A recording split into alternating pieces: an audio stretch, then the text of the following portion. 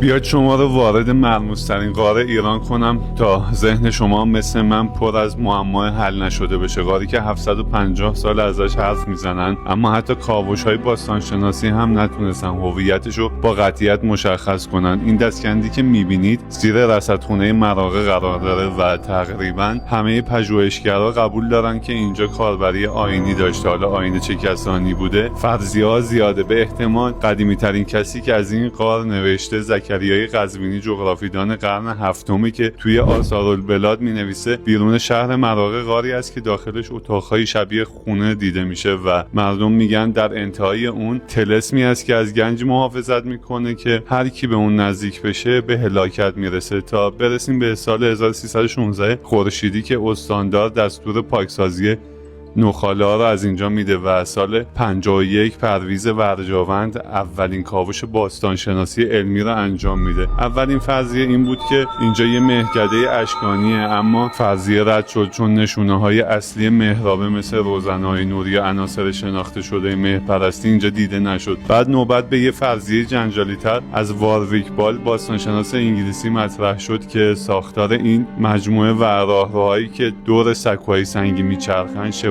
زیادی به معابد بودایی افغانستان و آسیای مرکزی داره و البته بی دلیل هم نیست، چون وقتی هولاکو خان مراغه رو پایتخت خودش کرد، راهبان و مشاوران بودایی از چین و تبت و آسیای مرکزی به ایران سرازیر شدن. حتی رشیدالدین مینویسه ارغون خان برای دیدار بخشیان به مجموعه رصدخانه مراغه میرفته و از اون برای رسیدن به عمر طولانی دارو و کمک میخواسته. شاید همون مجنونی که تو چله نشینی به دست میاد بوده. از طرف دیگه آثار سوختگی روی دیوارهای این غار باعث شده که بعضی از پژوهشگران حدس بزنن بعد از مسلمان شدن قازانخان اینجا هم مثل بعضی از معابد بودایی تخریب و به آتش کشیده شد. ماجرا باز اینجا تمام نمیشه و بعضی پژوهشگران از جمله مینورسکی معتقدن که اینجا اصلا صومعه مسیحی بوده. دلیلش هم شباهت معماری این مجموعه به کلیسای هوانس مراغه و نزدیکی اینجا به قبرستون آشوریاست که حتی بعضی روایت‌های تاریخی از دوره قاجار مثل نوه میرفتح موسوی هست که میگه اینجا قبر شمعون حواریه و اگر کاوش‌های باستانشناسی